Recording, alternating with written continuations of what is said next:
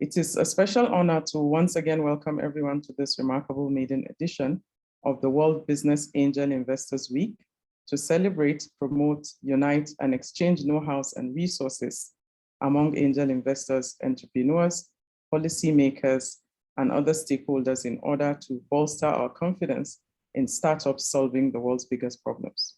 This event also aims to create a platform to showcase innovative ideas that could inspire the world's leaders, both present and future, to take risks on new ideas, to collaborate across borders, and to radically metamorphose our African economies through the scaling of entrepreneurship, risk capital, including angel investments, financial inclusion, and innovation, which will in turn create numerous jobs and generate wealth.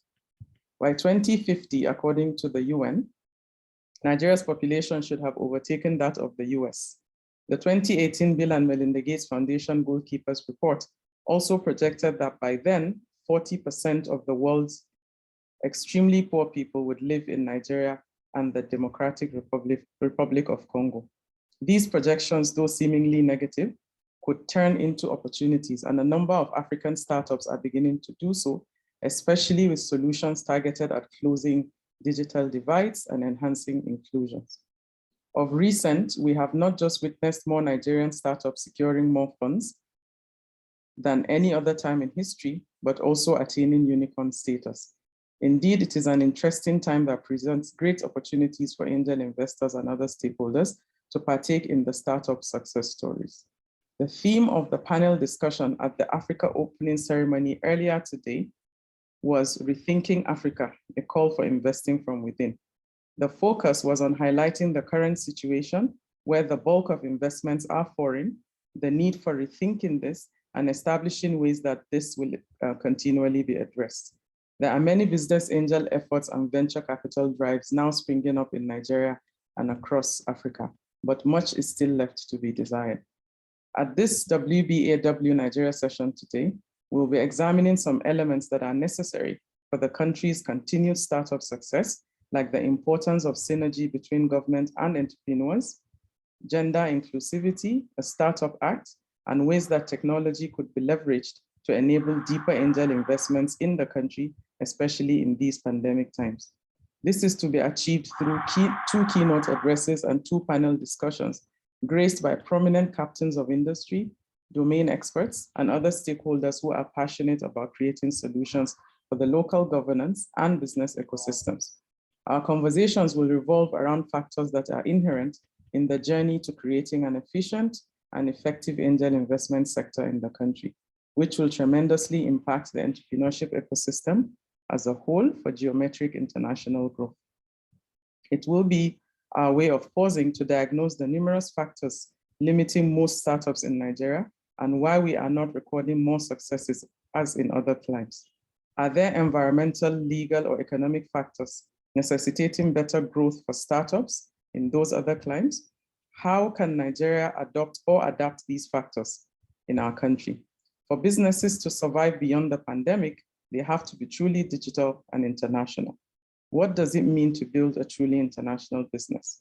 These and more questions should be unraveled by our distinguished keynote speakers, moderators, and panelists.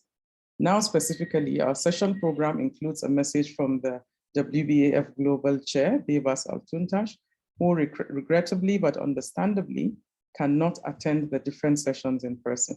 Following his address, we'll take the first keynote address titled The Synergy Between Government and Entrepreneurs is the Critical Key to a Vibrant Economy by the Director General of Lagos Chamber of Commerce and Industry, Dr. Chinyere Almona, followed by the address of the Director General of Abuja Chamber of Commerce and Industry, Victoria Akai, titled Creating a Gender Inclusive Entrepreneurship Ecosystem. Our first panel, which will be moderated by Yemi Kerry, is titled Addressing Ethics and Governance in Entrepreneurship Development, a Case for a Startup Act. And the second panel, Leveraging Technology to Enable Far-Reaching Business Angel Investments in Nigeria, will be moderated by Dr. Freeman Oshunoga. I'll read the brief profiles of our keynote speakers and moderators, while the moderators will please introduce the panelists for their own sessions. Dr. Chinyere Almona is the Director General of LCCI, Lagos Chamber of Commerce and Industry, the largest chamber of commerce in the West Africa sub-region. She's a governance professional with vast global experience in establishing standards and enhancing investment opportunities for countries. She has about 30 years of diversified experience in various roles with an extensive professional network across Africa. She led the Africa Corporate Governance Program of the IFC, International Finance Corporation, which provided a wide range of corporate governance reforms across 13 countries. Victoria Akai, the Director General of ACCI, Abuja Chamber of Commerce. Between 2010 and 2017, she established a management company that successfully implemented various projects and programs for national and international organizations, including the EU, UN, Johns Hopkins University, National Primary Healthcare Development Agency, and various others. She served as a lead consultant to Nigeria's Senate Committee on Primary Healthcare and Communicable Diseases. She has 2 decades of hands-on experience in program management administration.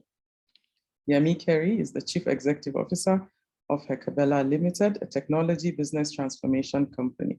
She's the co-founder of Rising Tide Africa, a women's movement initiative with a vision to increase women's participation in angel investing as an asset class and promote education, cross-border investing, and investor mentoring across Africa.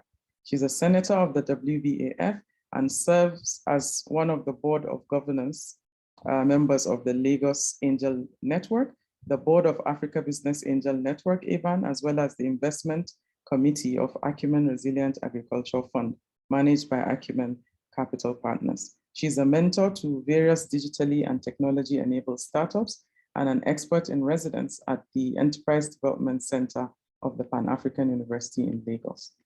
Dr. Freeman Oshunoga is a multi-award-winning Nigerian real estate entrepreneur and the CEO of Ad Loyalty Business Network. Prior to his foray into the real estate sector, he was at the front line in the fight against the Ebola virus disease outbreak in West Africa in his capacity as a medical doctor. He's a joint recipient of the 2014 Time Magazine Person of the Year, alongside other Ebola workers, and also a recipient of the Meritorious Service Award from President Bai Ernest Koroma of Sierra Leone. He's a senator of the WBAF and currently champions his company's institutional membership with the World Body. He has received several meritorious and honorary awards from numerous international and local organizations. He's an accomplished author of 2 best-selling titles, Prize Money with Zero Capital and The Business Game. I sincerely hope that this specially curated Nigeria session would leave an indelible impression and impact on us all as we journey towards creating a vibrant entrepreneurship ecosystem and a stronger economy for our nation. I also trust that at the end of the session, we'll be going away with more ideas on how we would actively participate effectively in the ecosystem and bring more solutions to the world table. We'll take the message from Chairman of WBAF right now, following which Dr. Almona will be invited to deliver her keynote. Thank you so much. So Elani, you can play the video. Thank you.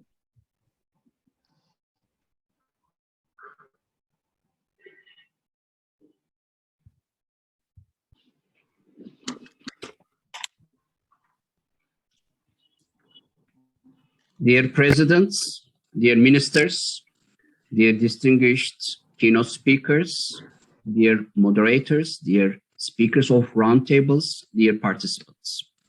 Welcome to the World Business Angel Investors Week, and welcome to the Angel Investors flagship events in the world. World Business Angel Investors Week is a great platform where all stakeholders come together to assess their fast-paced journey, to analyze why and how we should leverage angel investment as a must-have financial tool for boosting economies. We are going to retreat how entrepreneurial ecosystems can create more jobs, more wealth, and more social justice in cooperation with key players of early-stage equity markets.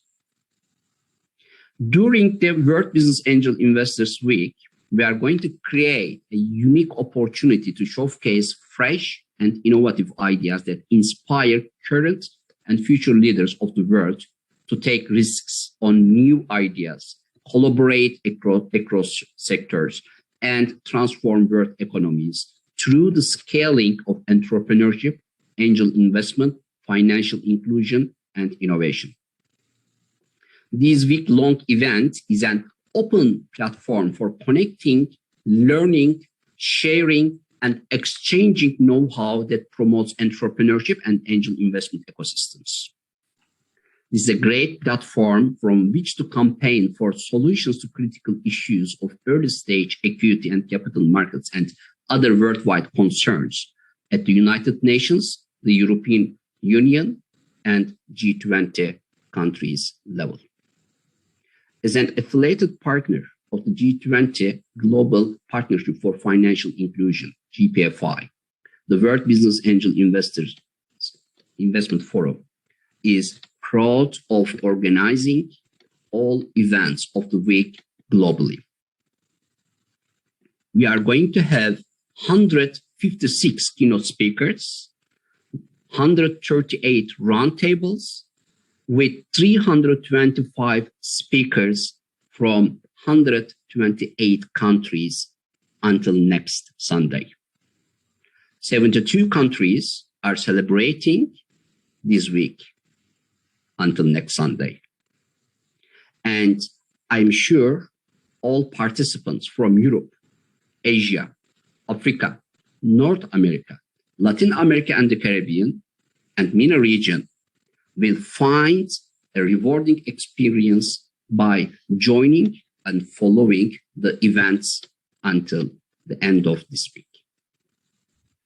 I want to thank so much to all country chairs and continental chairs for their efforts to make all these happen.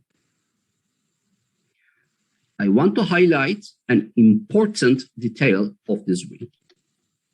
The detail is this week is now celebrated under one global topic: international diplomacy and business diplomacy for international entrepreneurship. Why we wanted to come together under this global topic this year?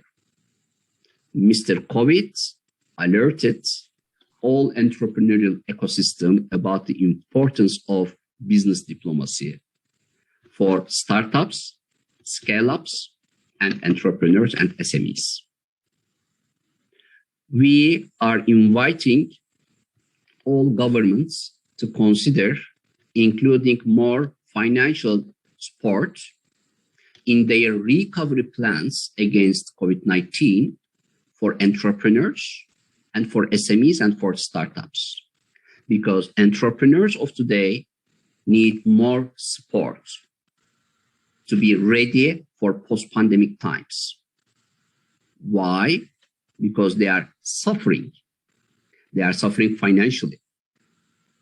And governments should start immediately considering the importance of financial support for startups, because they are creating new jobs, they are creating new wealth, and they are contributing to social justice.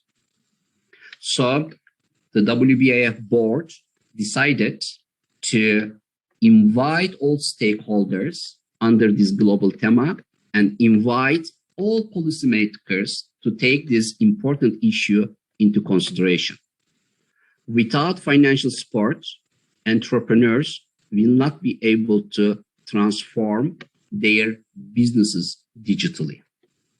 Business transformation and digital transformation are two key words for entrepreneurs of today. If they cannot succeed, if they cannot achieve transforming their businesses digitally, they are going to suffer more in the future, which means governments will suffer too, because these entrepreneurs will not be able to create more jobs in post-pandemic times. We are going to host 80,000 participants this year from almost all continents. And it is a great pleasure for me to see all global stakeholders of the WBAF came together to really support entrepreneurs and startups. All events this year and always will be free for everybody who want to join our global efforts in this week. I am sure you are going to find a rewarding experience by joining this week's events. And special thanks are going to all country chairs and continental chairs who made all these things happen. Thank you very much and enjoy.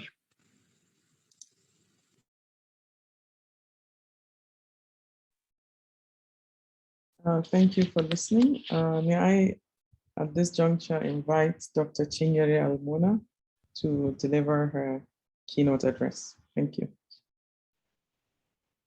Thank you, Hawa. Good evening, everyone. Executive Chair, World Business Angel Investment Forum. Thank you for those warm words.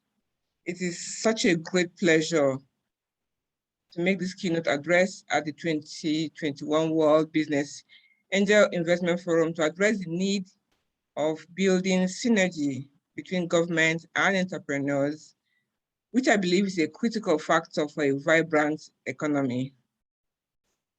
Really, allow me to stand on existing protocol.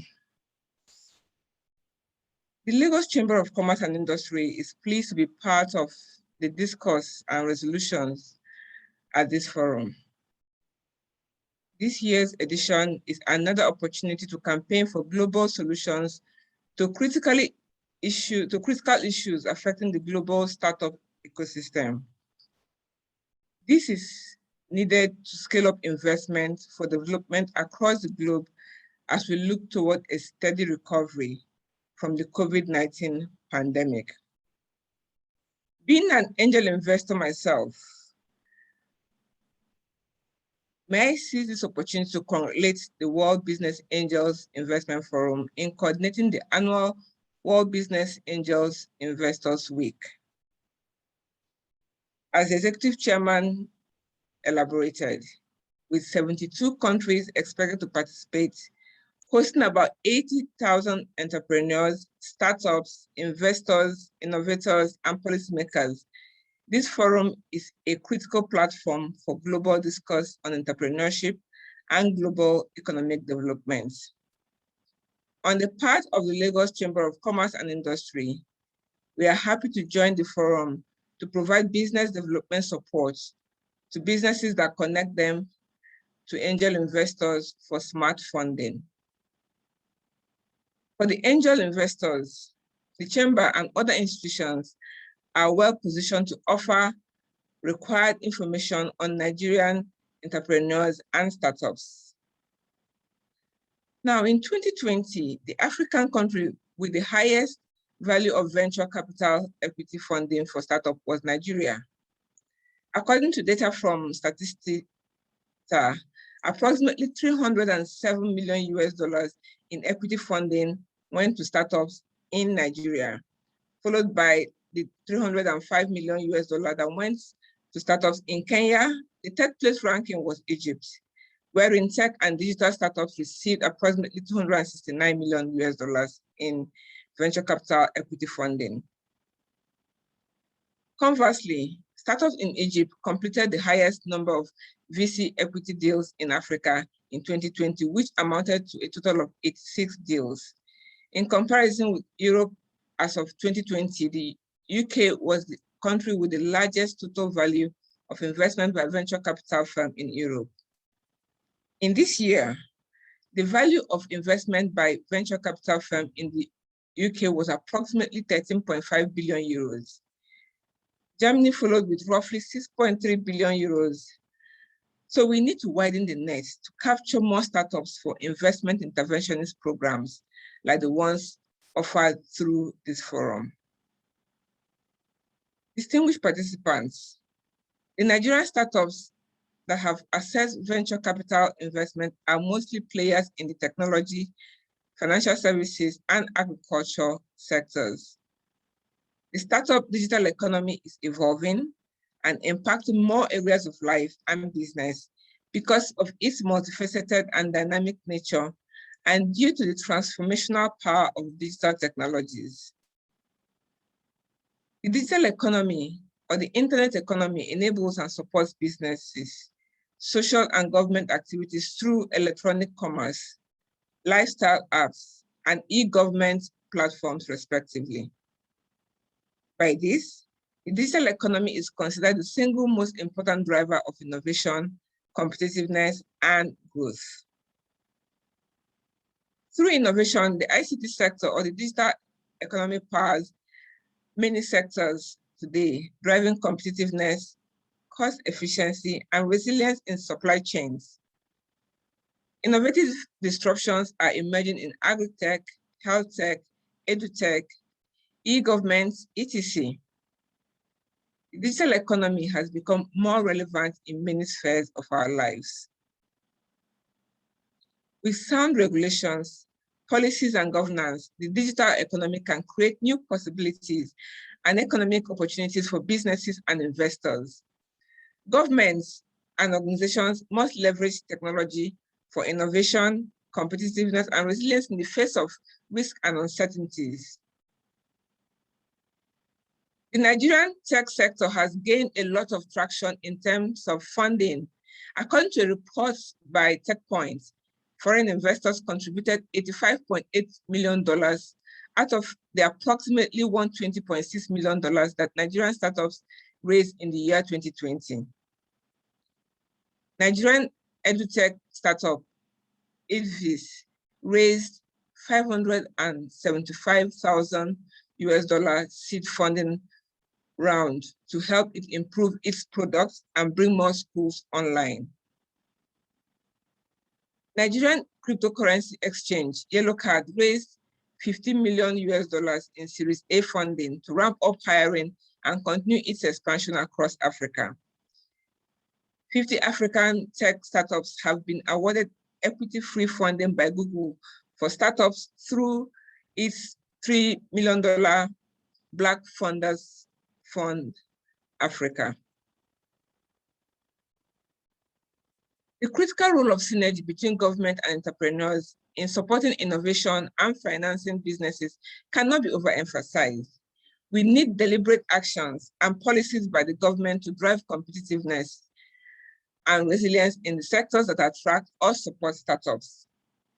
The business community needs an enabling business environment to support the much needed economic recovery and sustainability in the Nigerian economy. The world is fast becoming a digital economy, presently valued at more than $11 trillion. Out of the biggest 616 digital data-driven firms running the global digital economy, 256 are based in the United States, 204 in China, 26 in the United Kingdom, 21 in India, 12 in Germany, while only 2 each in South Africa and Nigeria, creating an enabling environment that is supportive of private sector investors will attract more of the tech giants to invest in Nigeria. The government has indeed shown a good level of commitment to fostering growth in the ICT sector, but we need to do more, and we need to do more faster in order not to lag behind our peers. I wish to use this opportunity to urge the government to be more proactive, sensitive, and dynamic in creating an enabling environment that supports startups, entrepreneurs, and SMEs, and also pays attention to laws and frameworks that accommodate foreign investors.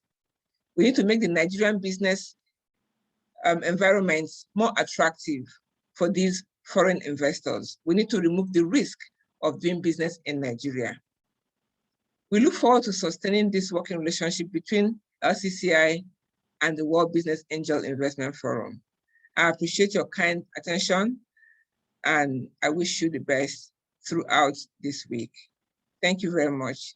Back to you, Hawa.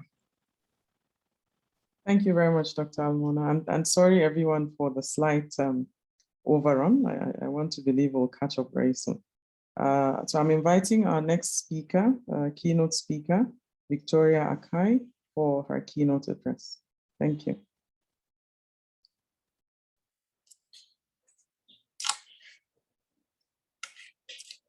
Thank you, Hawa.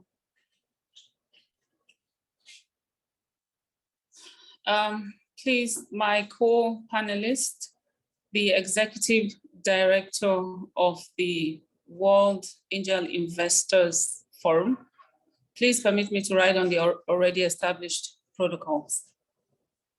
The application of the principles of growth and development are amongst the most exciting subjects in economics. Today, I'm speaking about creating a gender-inclusive entrepreneurship ecosystem. To apply these principles in developing African economies is essential and is timely, particularly as it relates to the realities of the 21st century and the fourth industrial revolution, which has been fast-tracked by the COVID-19 pandemic. Entrepreneurship plays a vital role in economic development as it drives innovation and job creation. It holds a potential for strengthening social inclusion by offering the options for earning income and contributing to society. This potential, however, is not realized until everyone has an opportunity to start business and be successful in self-employment.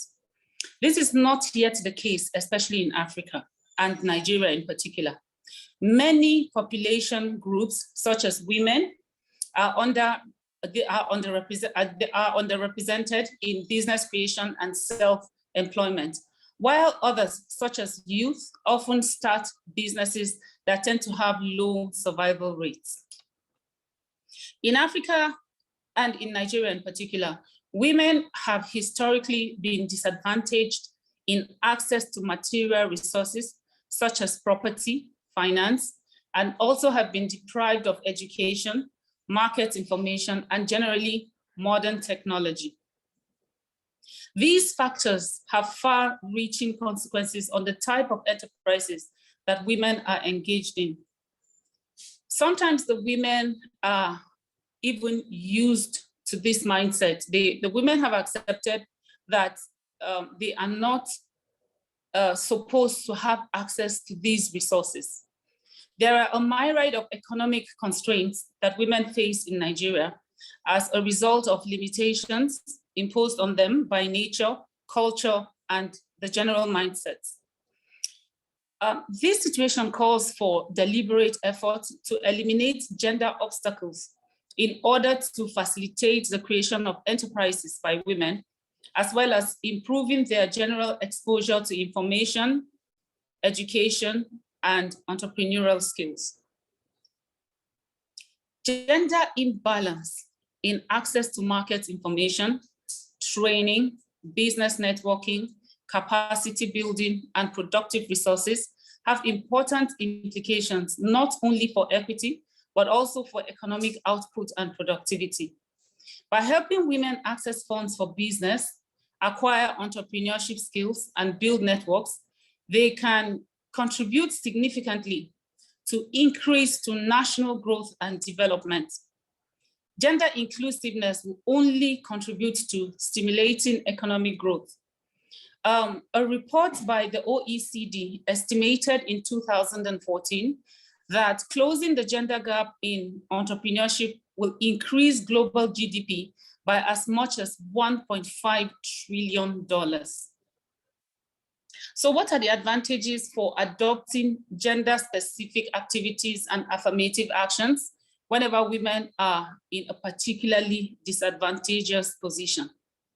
Mainstreaming gender into financing plan will enhance women's access to support services that they require to develop confidence, to explore alternative business ideas and entrepreneurial strategies that will stimulate not only Africa's economy, of course, but the people's general way of life.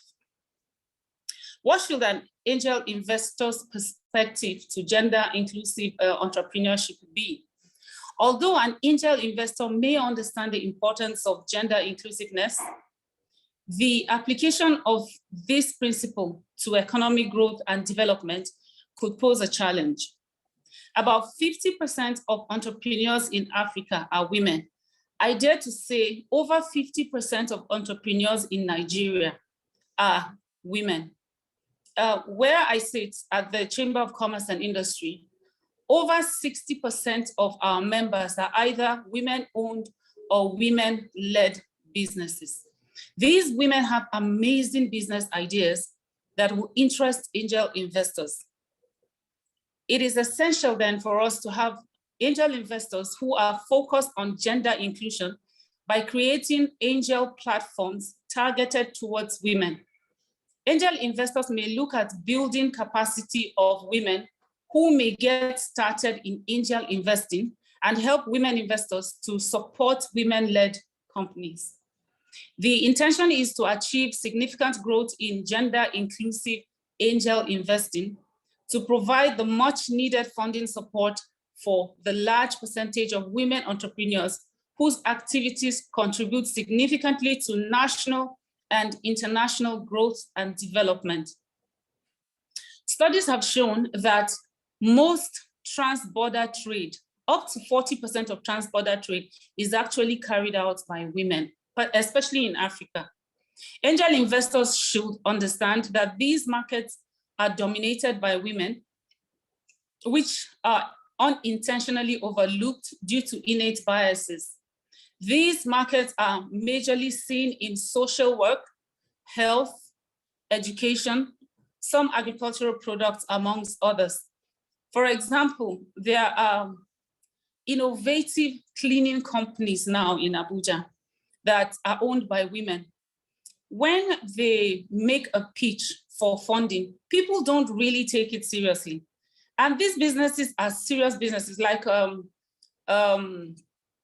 creches, provision of professional nannies. Angel investors don't generally pay attention to those kinds of businesses, but these businesses are hugely profitable. They are highly patronized, and it is something that angel investors should look at. We can't systematically build more inclusiveness in angel investing. The results will be a win-win for everyone. Inclusive entrepreneurship aims at encouraging the possibilities of self-employment as a labor market activity to pursue it. Inclusive entrepreneurship targets groups that are underrepresented or face greater barriers to business creation, such as women and youth. You cannot speak about women without mentioning youth.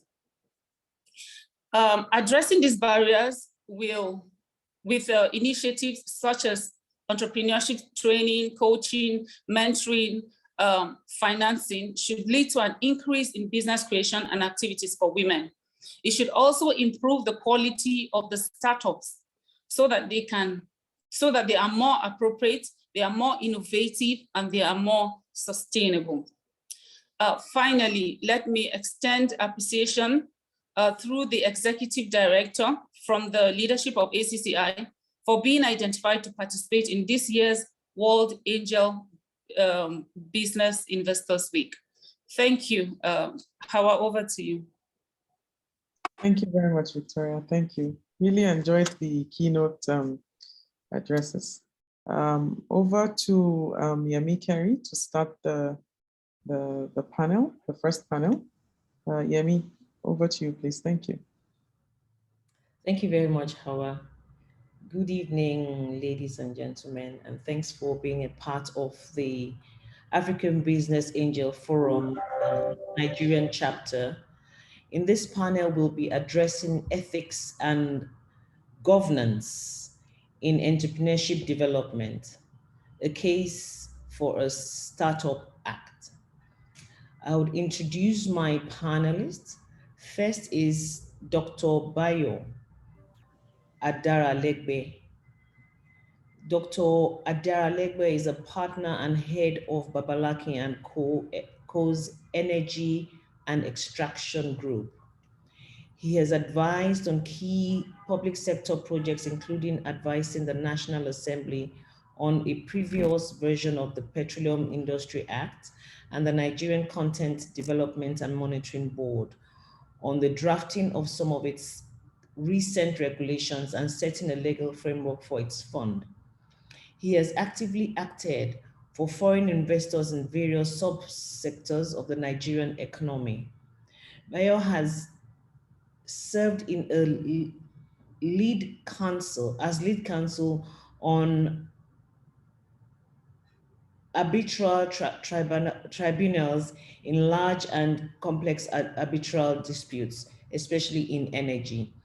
He has appeared as an expert witness in a federal district court, United States, on the Nigerian legal system and before the National Assembly of on the interaction between Nigeria's bilateral investment treaties and the Nigerian domestic legal system.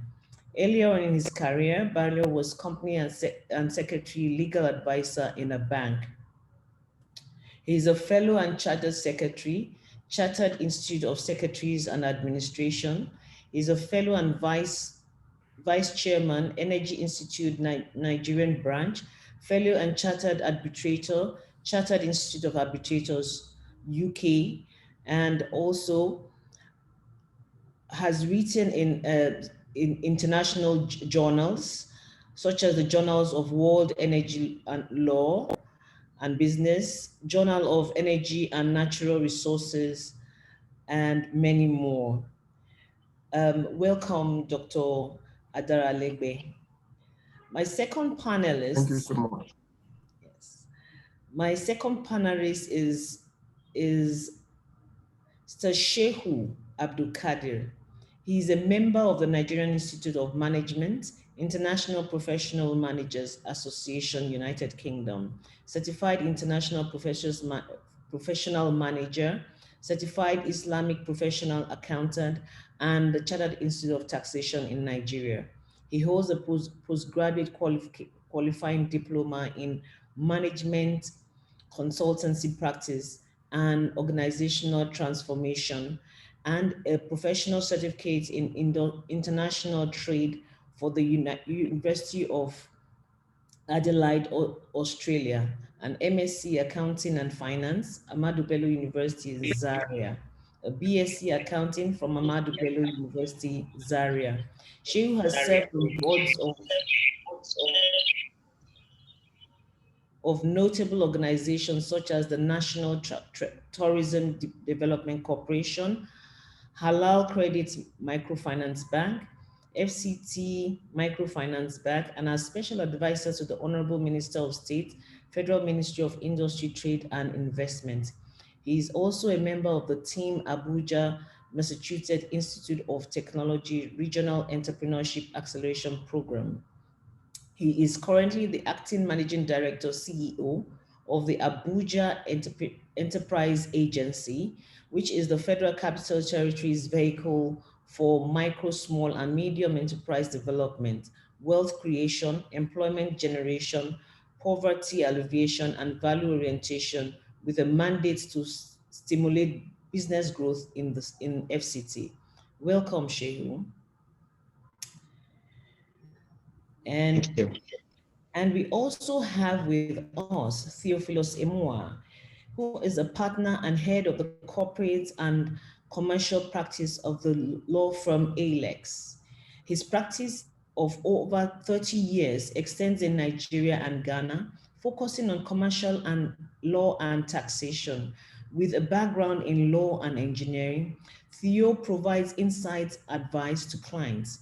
He has also been involved in advocacy as a member of the ministerial committee that reviewed the framework for establishing private equity funds in Nigeria, as well as the ministerial committee that reviewed the pioneer status regime. Theo is ranked as a highly regarded individual by IFLR 1000, a leading individual by the Legal 500, and a recommended global leader by Who's Legal.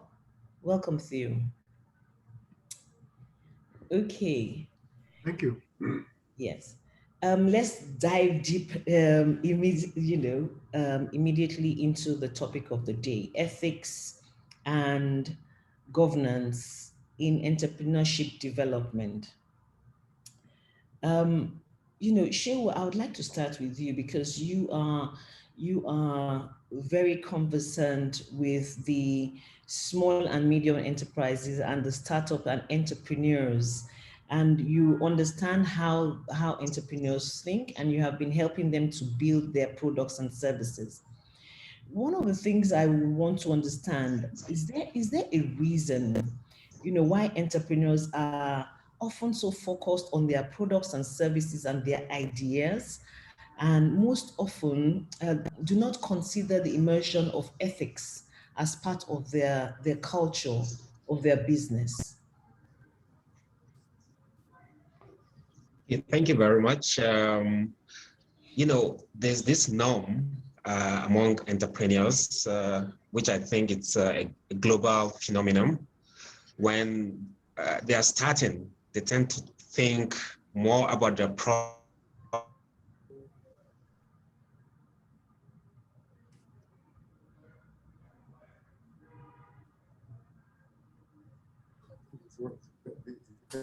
Oh dear, is it gone off? Look, sounds like. Yes, can't hear you in case you can hear us.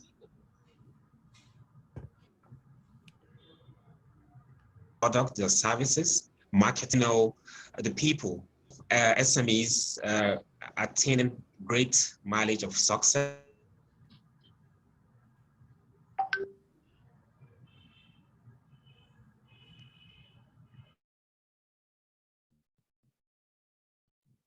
He has a connection problem here. Maybe we'll move to the next speaker and I will let him know. I don't know if Theo, you can help us. I mean, I know that you invest on the side. Sorry, my network. Yeah. Yes, I'm back. Are you Can you hear me now? Okay, we can, yes. Yes, apologies for that. Yeah.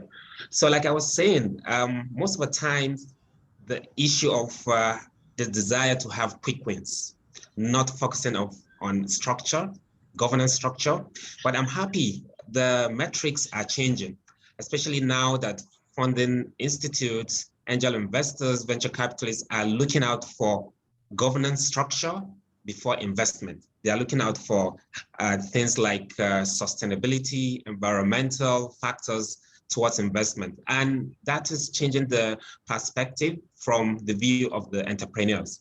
So what I would like to say is the poor understanding of the great impact that putting the necessary structure with regard to ethics and governance from the entrepreneur's perspective lead to the great failure we're witnessing in the ecosystem. But I'm happy, like I mentioned, the metrics is changing, and hopefully we'll see a change in dynamics with regards to inflow of support to the startup ecosystem.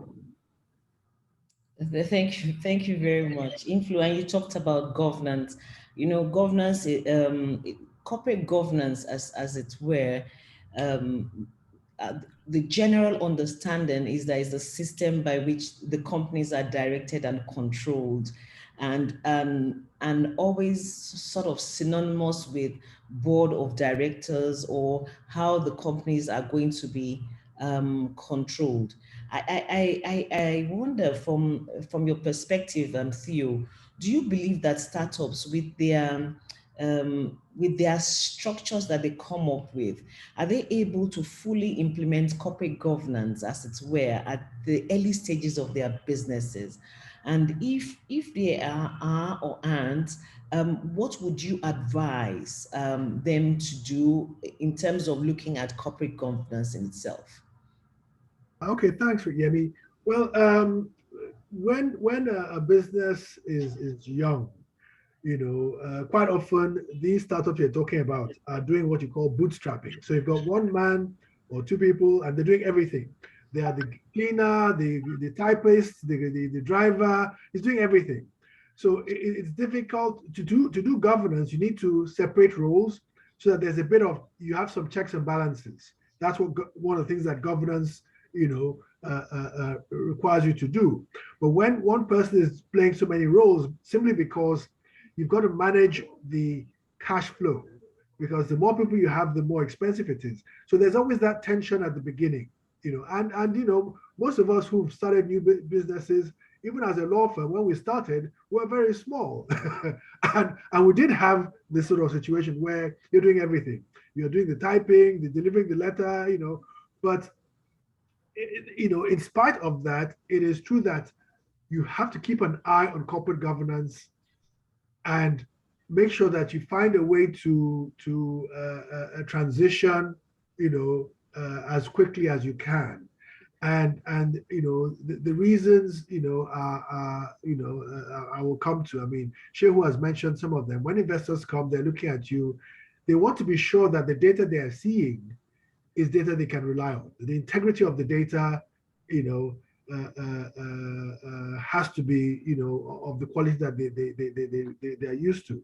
I mean, people don't realize that when an accountant performs an audit of a company, he doesn't actually go through every receipt and every invoice.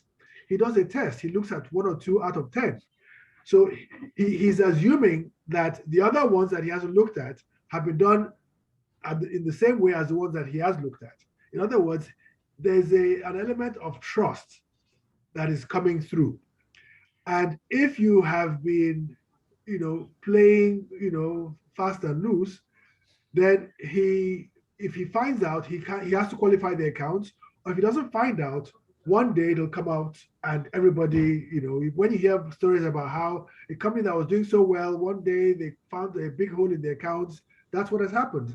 Somebody didn't spot it in the early days, and nobody, when it's eventually showed up, everybody was embarrassed. So auditors don't look at every receipt and every invoice. They trust that what you have is reliable. And that's what people don't realize. They say, well, the auditor should have picked it up. I mean, sure, you're an accountant, you can bear me out. So that's the thing. So the integrity of your data is important.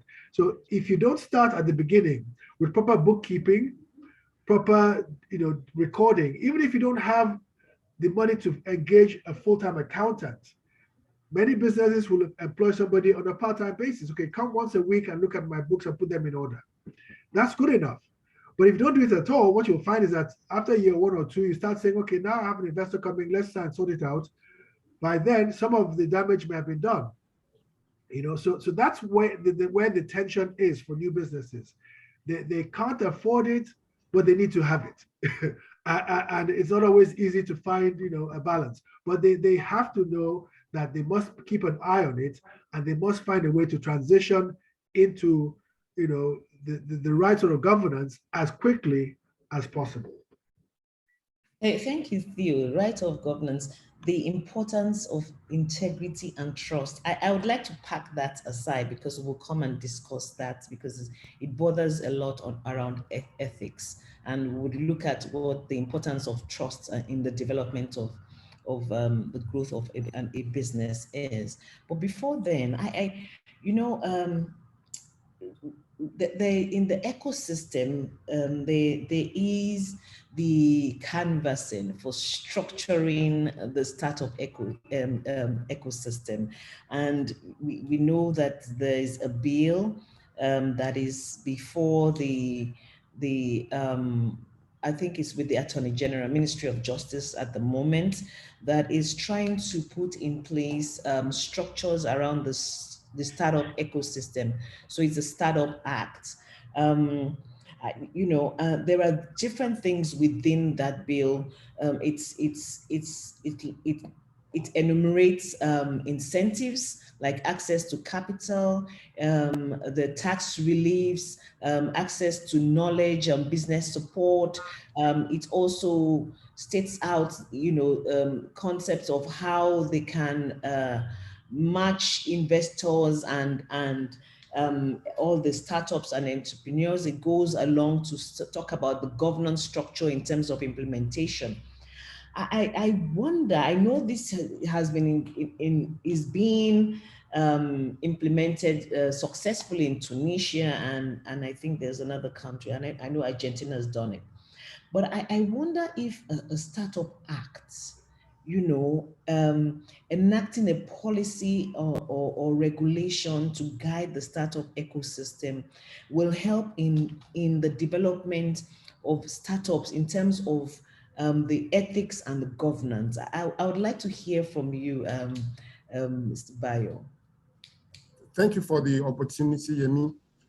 Yes, indeed, we have a bill regarding startup businesses before the Attorney General of Federation, basically seeking to promote startup business in Nigeria. But we need to actually understand the rationale for this law. Startup businesses or their ecosystem is in fact a subset of the broader entrepreneurship ecosystem in Nigeria. So any justification for entrepreneurship in Nigeria, you create wealth, you create employment, you improve on corporate social responsibility, you are able to pay tax and government is happy and all that. You even find a lot more justification with startup businesses because by definition, they are supposed to be businesses with potential for growth and for innovation and digital business. And so look at what we are seeing with Facebook, Amazon, and so on and so forth. You just can't compete with those businesses. But in addition to those virtues, you find out that in startup businesses, there is actually an opportunity for technology transfer. There is a lot of massive opportunity for that. And if it is properly husbanded, you can actually be, as a developing country, on your way to industrialization. At least that is the way it is in theory. Unfortunately, whether it is the startup ecosystem or the wider entrepreneurship ecosystem, we are not faring well as a country. So if you look, for instance, at CNN, if you watch CNN, they keep advertising businesses that have been around for upwards of 100 years and so on and so forth.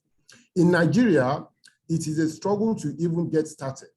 And then when you get started as our keynote presenters, one of them has drawn attention to it, you tend to actually perish for a number of reasons. One, of course, is the fact that they are training us in Nigeria to have a mindset to get out and to be in employment. And so that is why you probably won't have a lot of storied instances of Bill Gates, Steve Jobs, and Mark Zuckerberg. These are university dropouts who went on to do big in terms of startup businesses, innovation, and all that. Now, that is a problem. The fact that funding is a problem is also should be flagged. But I think also the point you have made, ethics and governance, is actually a key reason why these businesses have not been doing well. And so it makes eminent sense 2021 for Nigeria to be aping the models of other countries. You mentioned that Argentina has passed a startup act. Indeed, that is true. It actually started, I believe, with Italy in 2012. Italy started the first, and then Argentina has passed a law. We have one in Senegal, we have in Tunisia, we have in Philippines, and a handful of other countries. Now, I have looked at the bill in Nigeria to the extent that it tends to encourage and support startup businesses. It's wonderful because it's very, very massively innovative in the provisions that it has. Like you mentioned, there's a fiscal regime, there are incentives, there is funding, and so forth, and so on and so forth. But I think that when it comes to ethics and governance, in a way, I would say it falls short.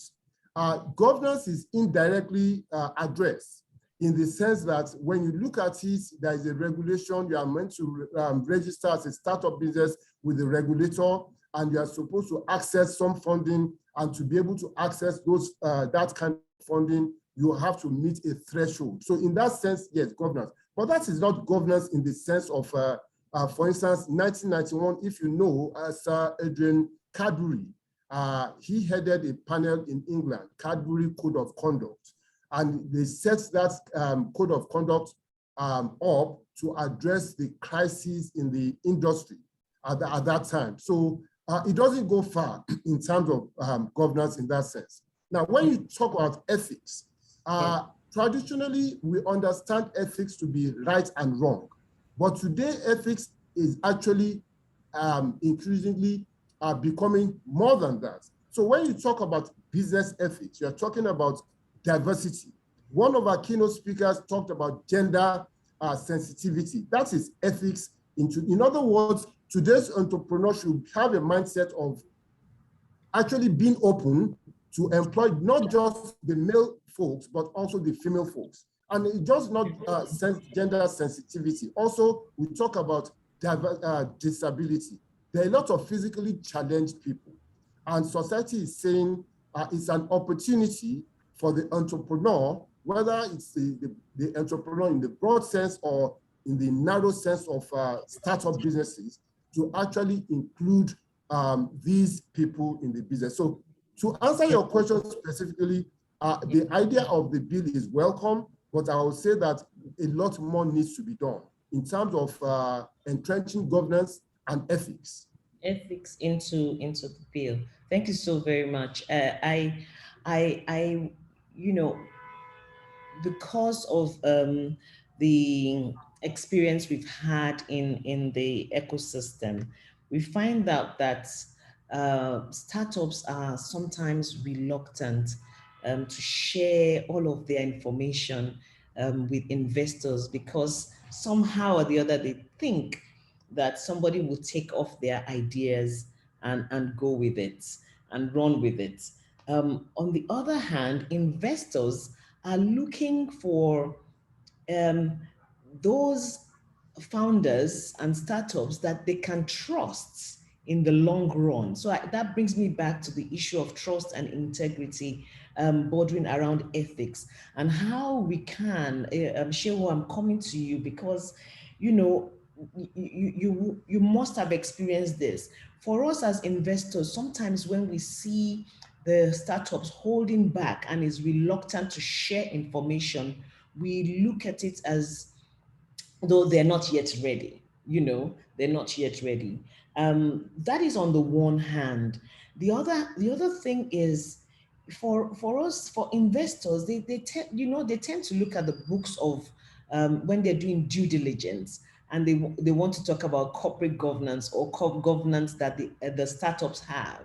Theo, I would want you to share more light on that aspect, because it's more like chicken and egg. Sometimes they cannot afford to have done all of this corporate governance, but investors are looking at it. So I would like you to share more, but Cheryl, can you share in terms of this, investor startup trust issues that bothers around ethics?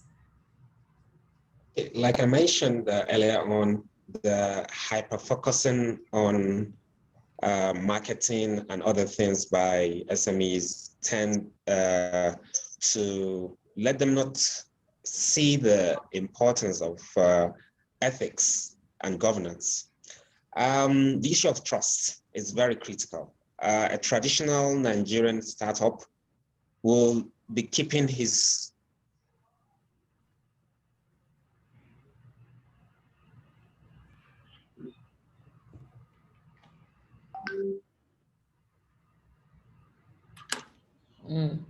Lost him again. We can't hear Shehu again. Okay, while we wait for him to, Theo, can you share? Is he back? His ideas to his chest. Halfway here. Or a VC, instead of him to sorry, my network. Yes, your network is not, yes, you are not doing us justice. So like it's very critical.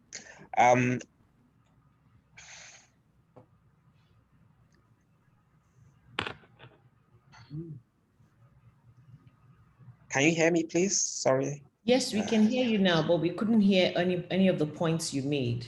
Wow. Apologies for that. So like I've mentioned earlier on, the focusing on the issue of the product, the services, marketing, by SMEs, they tend to forget about having the necessary corporate governance structure and ethics. And trust is very key in that aspect. Without you as an SME to have trust with regard to someone that is coming to invest his money, is it equity? I think there's no way we'll see much in the ecosystem, startup ecosystem. But I'm happy, like you mentioned, the startup bill has enumerated a lot on issue of capital, and I'm optimistic that the entrepreneurs, the startups, will feel more at home, being trusting that there's a policy or there's a law that guides them, or there's a law that protects them. And it's vice versa. As an investor, you're afraid about the integrity of the data that is being presented by the SME. Is it with regards to the sales? As an accountant, you see a lot of window dressing by startups. He'll tell you he has done sales of ABC, but if you check the books, he hasn't attained that level.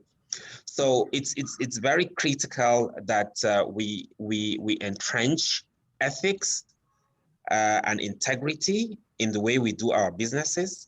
That will enhance the credibility of our data and acceptability by both the parties. Is it the angel investor or venture capitalist?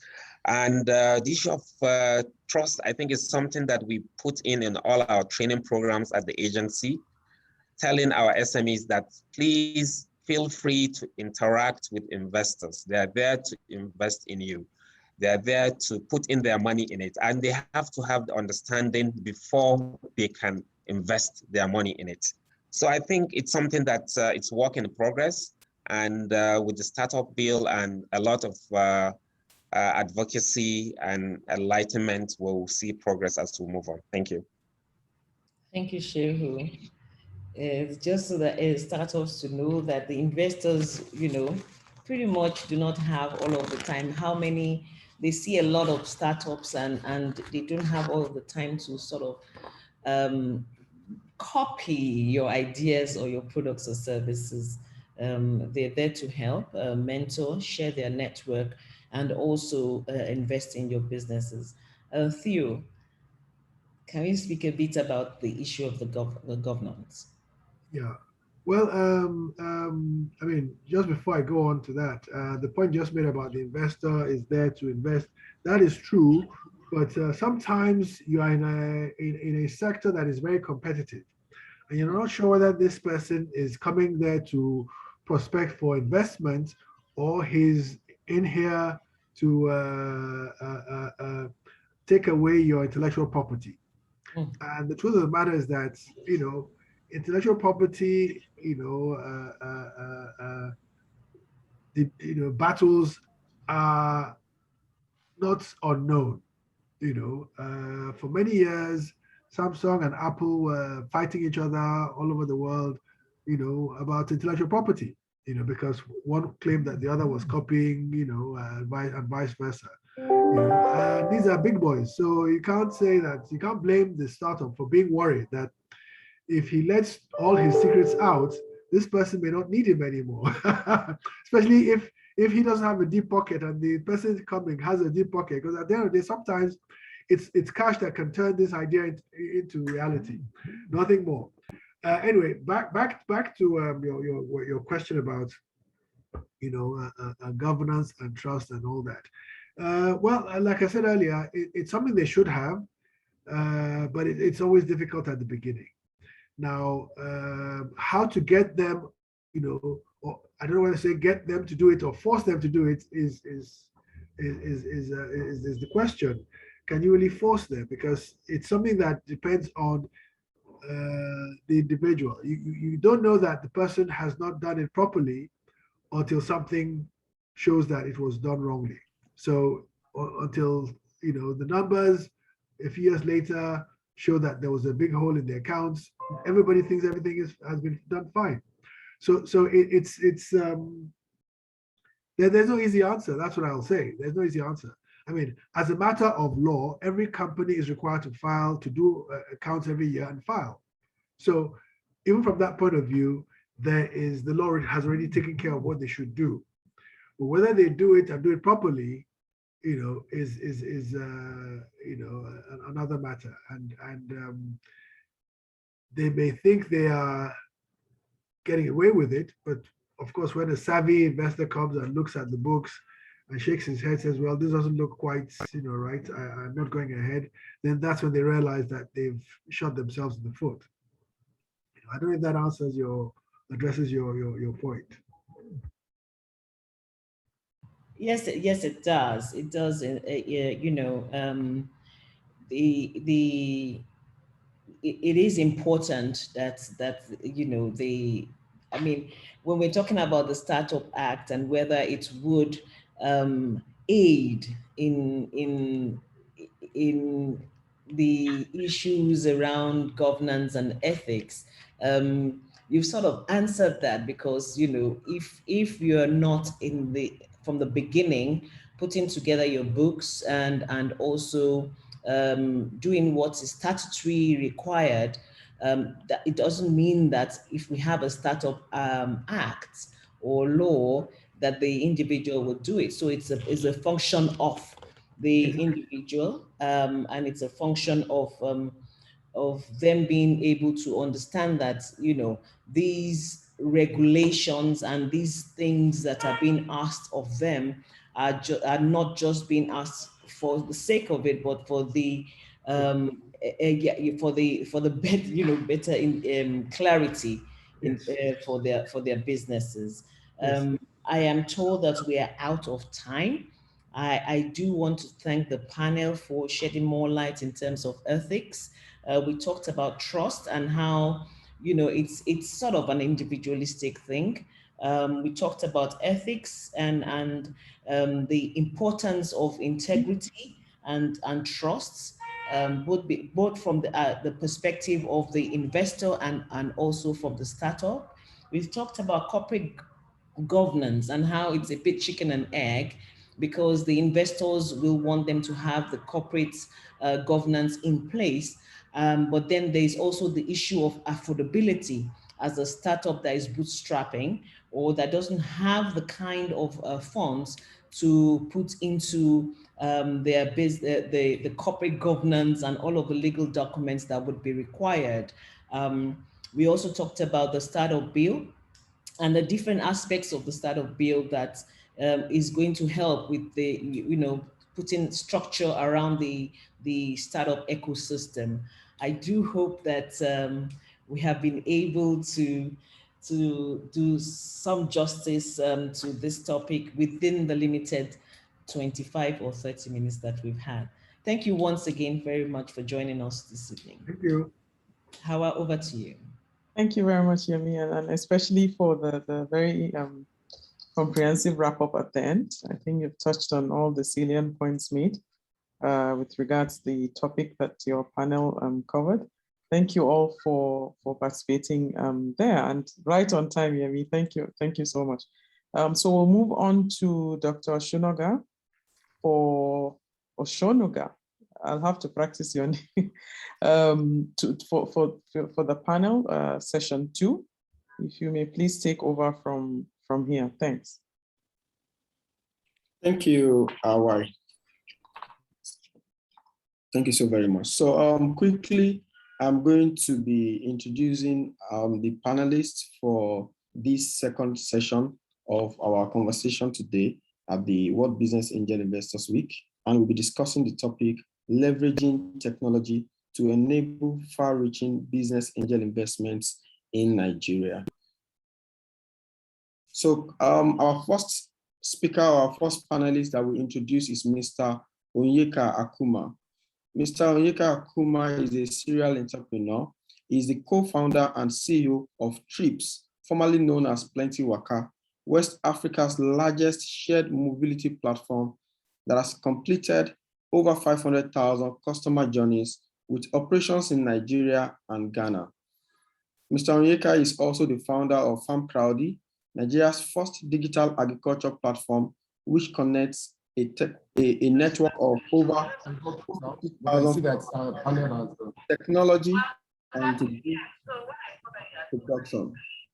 Mr. Onyeka, welcome to this panel.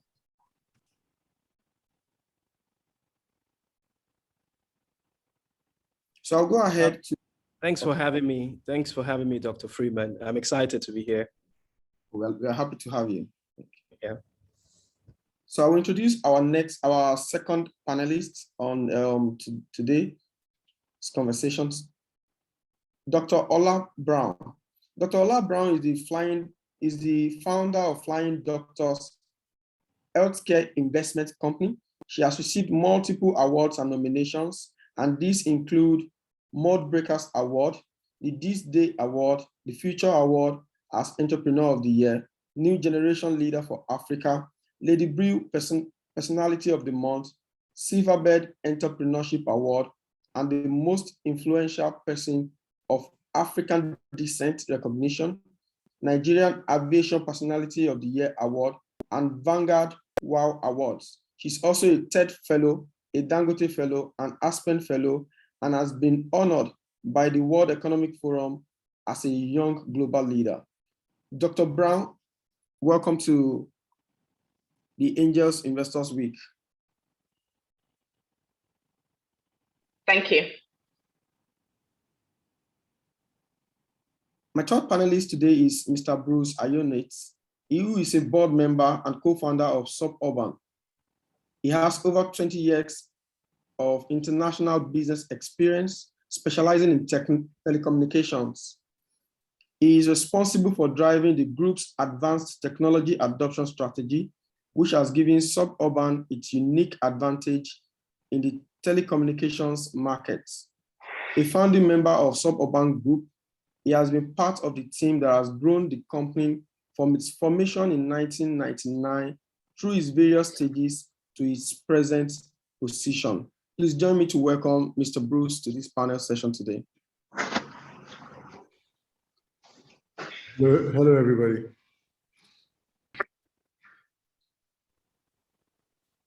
Welcome, Mr. Bruce. Thank you.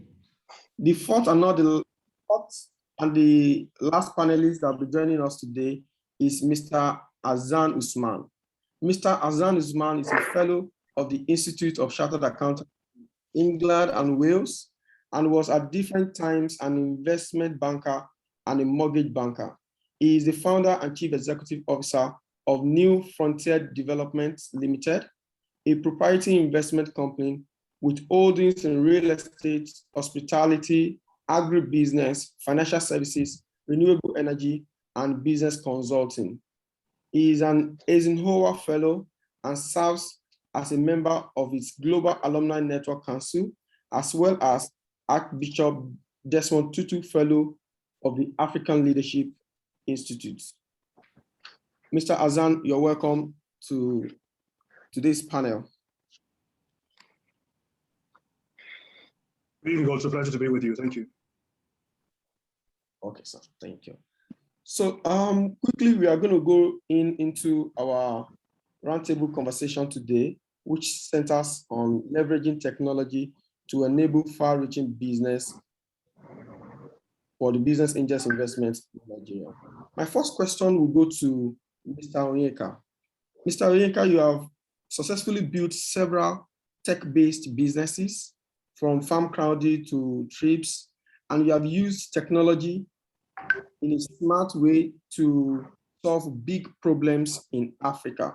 So my question would be that, how do you think entrepreneurs can use technology to solve the everyday challenges that we face? Oh, okay. Thanks for the question. If anyone is listening, I think many of us that are also on the panel already know this. I think the biggest thing that an entrepreneur is creating at every time they're building a business is creating value for people, creating value by identifying problems and creating solutions to solve those problems. Talking about how one uses technology, I mean, even if I have a background in software engineering, I see technology as a platform that allows you to effectively create solutions without it being the core of what you're driving. It just identifies the solution you're about to create, the problem you're about to create a solution for, and then it becomes a bedrock for you to make that happen in the most effective way. And so coming back into some of the problems that I have identified on my own time, just looking at problems that people face in Africa, specifically in Nigeria, many of them were issues that I faced firsthand. And I think it's one of the ways I tell entrepreneurs to identify those problems. If you have your own personal story to a problem you're actually creating a solution for, it becomes a major driver to actually getting something out of it. So for me, in agriculture, for instance, I wanted to own my own farm. I wanted to invest in my own farm. I wanted to work with the first farmer. And that gave me a scope into the problems that millions of farmers were facing in 2015 when I was doing the research. By 2016, I had assembled a team to now find how we can solve that problem for millions of farmers that were finding it difficult getting loans from banks, finding it difficult getting the right inputs to farm with, finding it difficult to sell whatever it is they've produced, if they even have the technical expertise. And so those were the issues we then focused on creating solutions for. Then technology at that point became creating a website that allowed people to connect with the farmers, creating mobile apps that allowed people to watch how the farmers were working and understand the process, and then raising the necessary funds for the farmers to do their work. Getting into trips, it was the same thing. I decided to get on a bus on a particular day, and I hadn't entered the bus in like 15 years. I went to speak outside the country, and I got back, and my co-founders in FarmCrowdy then, in 2019, wanted me to experience getting on the bus because I had taken a bike to make my meeting.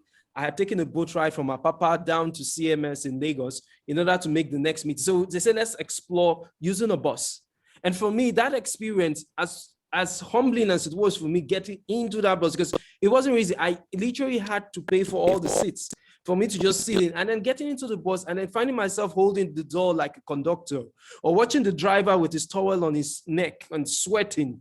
And I just couldn't imagine that this was how people on a daily basis had to commute in cities like Lagos. There are 75,000 buses in Lagos, and people had to commute on a daily basis. I put on my white shirt and red tie, and that bus, if I don't have a car or I can't afford Uber every day, the bus is the only way I can commute with.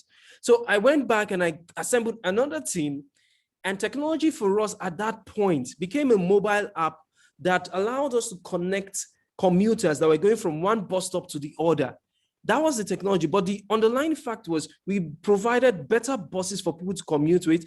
You can now bring out your laptop in the bus, you have Wi-Fi, you have the AC, air-conditioned system, and you're able to properly get a bus ride at just maybe 10, 15% more than you would have gotten on the regular buses that are available to people. So technology at that point was that mobile app that allowed us to connect these people with the right kind of service that we then provided for them. So this is how one is able to identify problems. I mean, the Rent Small, which is one of the startups that I also co-founded, it was me paying my landlady rent, and I didn't want to spend so much money, 20, 30% of the rent money, paying an agent that wasn't doing anything apart from the fact that he just put his banner on the property. And so for me, I said, hey, I asked the landlady, and entrepreneurs, for us, I think it's when you start asking questions or experiencing things that you appreciate the journey of what you're creating. I asked the landlady, if I pay you this rent on a monthly basis, will you accept? She said, yes. But the only issue is I can't guarantee that you will keep paying me monthly. What if you lose your job? I said, okay, so if I'm able to provide that cover for you, will you still accept? She said, yes. I looked at the agent and said, there's a problem for you.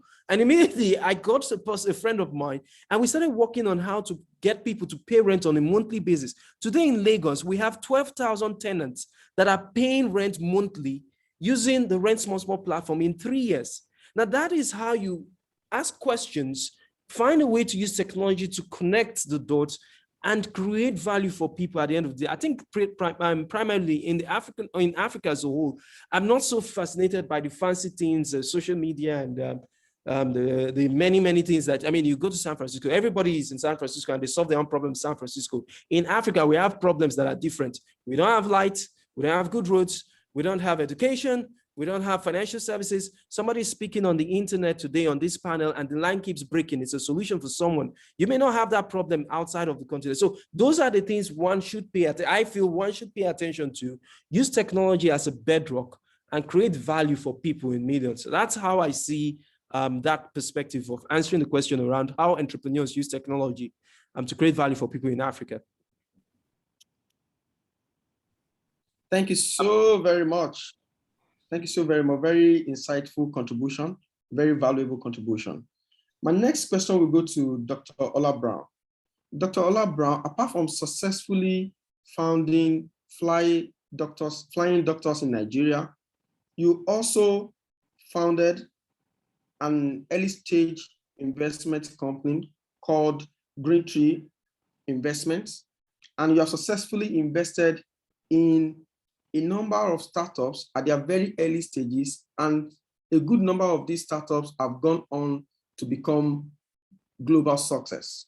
So now my question to you today would be, what are the factors that you look out for in early stage tech-based startups that want to invest and that has also made those you have invested in to become successful?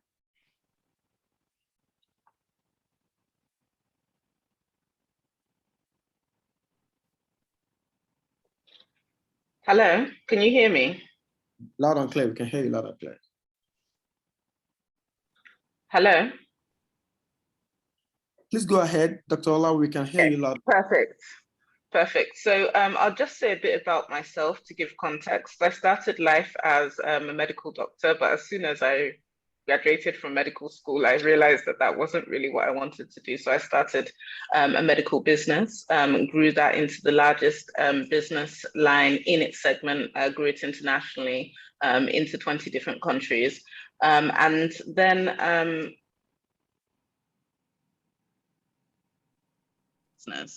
I decided to, one of the major issues was around just being able to raise capital, number one, and being able to have an ecosystem around me that sort of delivered value apart from capital.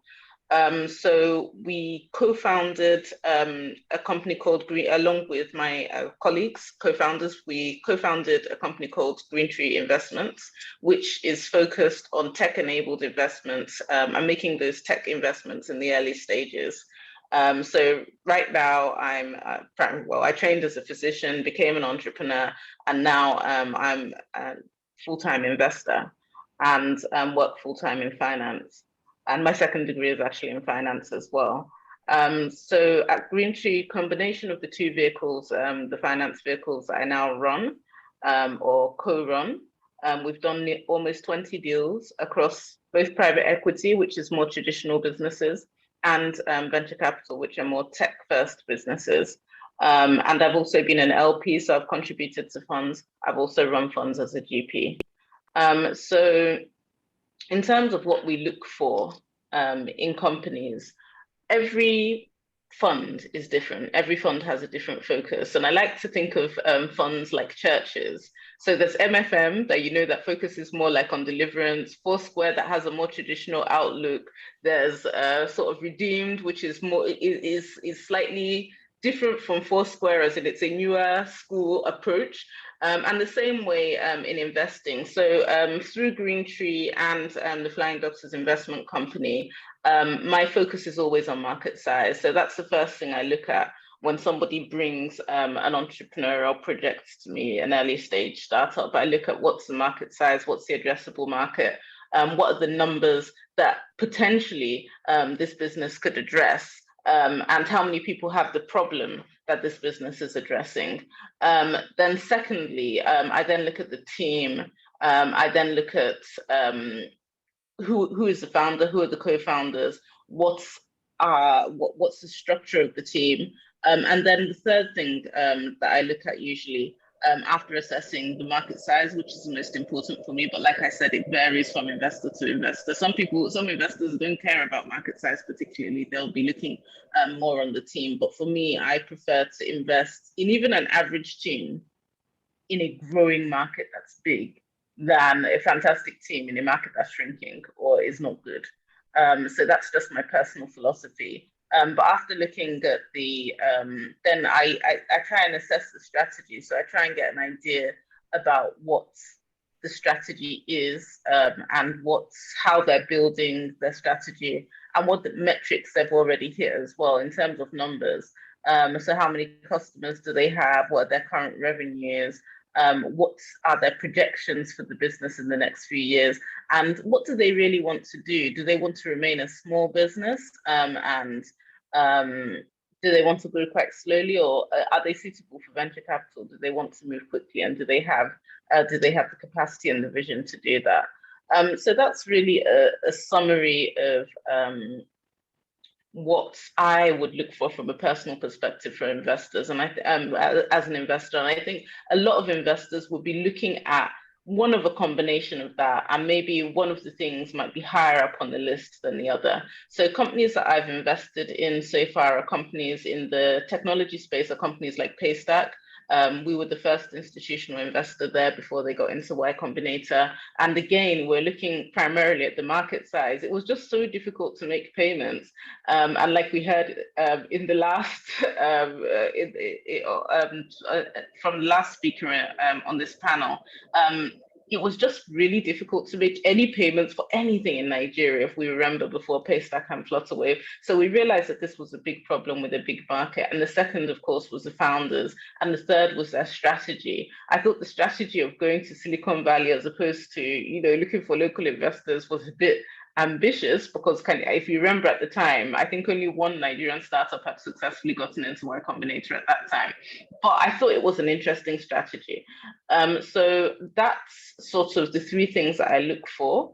And in addition to that, we've done private equity investments. So because this is an angel forum, not just a tech forum, even though we're talking about technology, we've made investments in traditional private equity sectors as well. So we've invested in a dried fruits company, a snacks company called Real Fruit, for instance. We've invested in a drug making company called Cygen. And these are traditional businesses, but they're fueled in some way by technology. So sometimes the product itself isn't an app or a website or something that you book online or something that you necessarily buy online all the time. But the companies use technology to make their operations smoother. So for example, Real Fruit sells their snacks on Shopify, on Amazon. So they're not necessarily a tech company because they're making dried fruit products and packaging them, but they use technology for sales, they use technology for HR, they use technology for other processes within the business. So I would still say, even if it's not a strictly tech company, then definitely I think almost every company in the world now is embracing some sort of tech enablement in their processes. Thank you so very much for that insightful contribution, Dr. Ola. We find your contributions very valuable. Thank you so very much. My next question will go to Mr. Bruce. Mr. Bruce, you co-founded Suburban Fiber Company, which is a leading multimedia company that is leading cutting-edge technology in Nigeria. And you have not just done this recently, you have also done this for more than 20 years. I mean, it's a fact that for a company to last and succeed in Nigeria for more than 20 years is definitely not a guesswork. Right now, technology innovation, technology enabling businesses that are tech-based now is common around now. The conversation now is common. But at the time you started Suburban in 1999, technology innovation was not this commonplace. So what were the factors that helped you to grow your business, that helped you to succeed with Suburban, and how can entrepreneurs use these factors to build their tech-based businesses and then to also grow to achieve success in business? All right. Yeah, so thank you very much. Indeed, I actually practiced entrepreneurship in its barest or in its rawest form, straight out of school. And I also did technology because prior to me setting up Suburban, I had done quite a number of businesses, but I found out that Nigeria, you would face saturation even before you completed the introductory stage of a product. So in the life cycle of a product, you would obviously start off with the introductory stage, move to the growth stage, maturity, saturation. But in Nigeria, when you introduce, you instantly go into saturation because everybody jumps into the business. There's no originality, lack of innovation, and what you have is a lot of people just waiting and just following what anyone dares to do. So I experienced that, and what it really means is the life of something is truncated. You find yourself already at a price war before you grow. I decided to find areas that were exclusive very early, because if you were in trading or anything common, you would face that unfortunate plight. So I went into technology very early when people actually did not like to or didn't understand it. And it actually did a number of things. One is it gave the space, the latitude and the bandwidth to enable you really express yourself, to look within yourself and do what you had to. You had the space, and that helped you. And that's very instructive, because where we are now, that same 20 years after, over 20 years after, you're seeing that technology continues to be an exclusive area for the bold, the bold in the mind, and those who can imagine and create, who are not afraid to use science practically. And it's also for the young. What I like about technology is you can use very little to do a whole lot. And that appeals to people who don't have access to large, who don't have capital as their main differentiator. What they can do is use their minds and use their hands and create a very big future, or create substance out of just sheer intangibility. So I think, like we've seen from a host of developments and platforms that have changed the world, technology continues to give that ability to do that. It has been consistent, and now more than ever. So with the references we have, like the Flutter Waves and the Base stacks and co, it just shows that every one of us can be great if we use our minds. Now to succeed, so that's really just more of a concept or the idea, but to succeed needs much more than that. So you need capital, you need structure, you need a team, you need people, most importantly, and sort of lining this up together and managing this becomes the major challenge. When you have very good people, and obviously your team is configured from your core team to your external stakeholders and resources who can assist you at various stages. These people are the most important factor in what you do, because the human aspect, and I think that's really where business has a lot of challenges in Nigeria, is the value that a human being can bring to the table is really immeasurable. You cannot quantify it. In the same way, the destruction they can bring to us is also, has the same type of impact.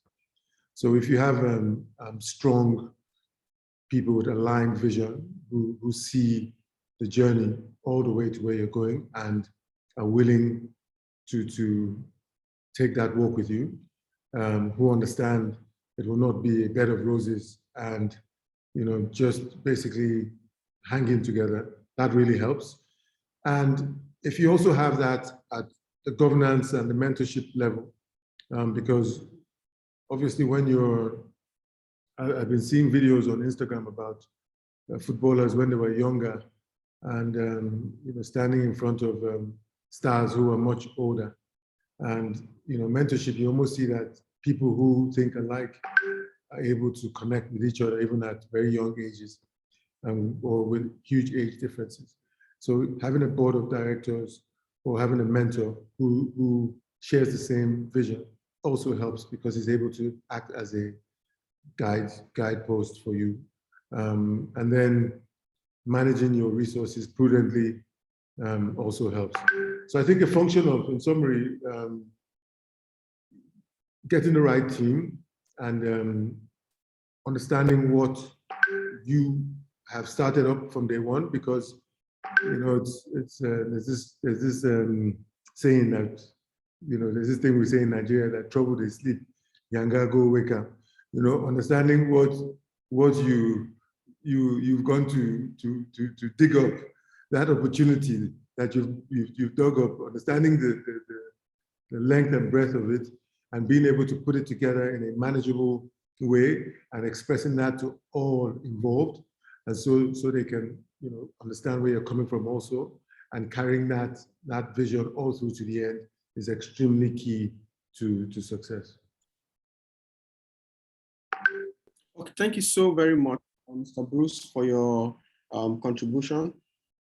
I'll go straight to Mr. Azan for his own contribution to the conversation. So, Mr. Azan, you are on the board of several successful companies, and you play a leadership role. You've played a leadership role in the success of many firms, which cut across different sectors.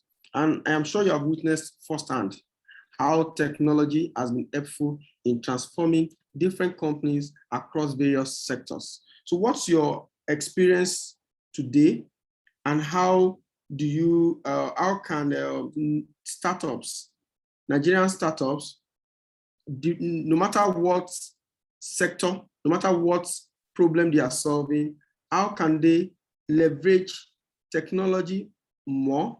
How can they use technology to solve more problems and also to have success in the marketplace?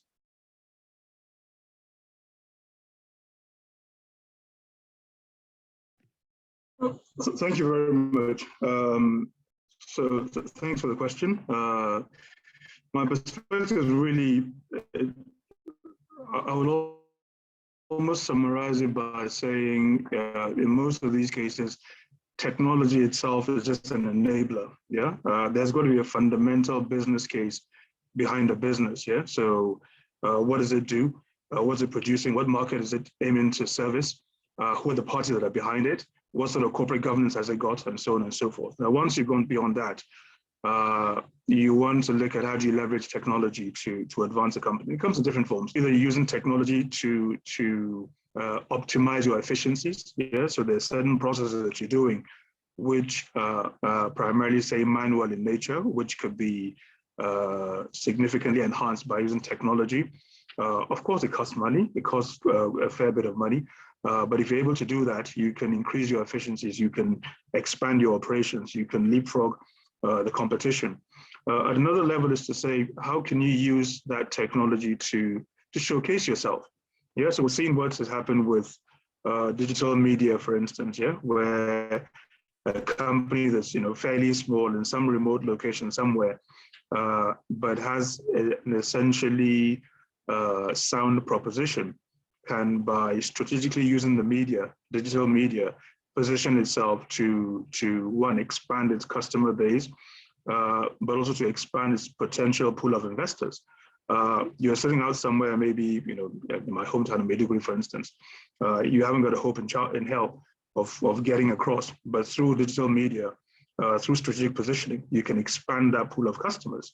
You can relate with people all across the world, and you can showcase yourself to potential investors.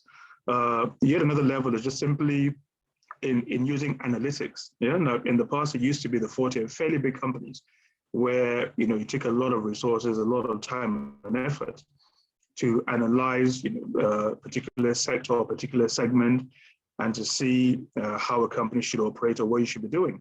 With technology, a lot of these things have been, in a sense, democratized. Yeah, you don't have to go and hire you know, large army of analysts or a large army of consultants to do certain things. You know, very, very easily, there are apps that are available that you could, you know, go online or you could subscribe to, that could analyze your market, that could stratify your market, and better position you to operate wherever you want to operate. So for me, it's at the end of the day, I mean, I'm not really a tech person per se. I've not invested in a lot of technology companies, but it's to say technology can enable businesses, yeah, by opening up things. I'll give an example. There's something that we're involved in. It's a company somewhere in Kogi State, and what do? They do cashew nuts. They produce cashews and they sell them. They sell them to, you know, the local market. We got involved with them. It's maybe 2-3 year old company. We got involved with them. They, for lack of a better term, it's a fairly innocent group of people running it. And as far as they were concerned, they were doing pretty well.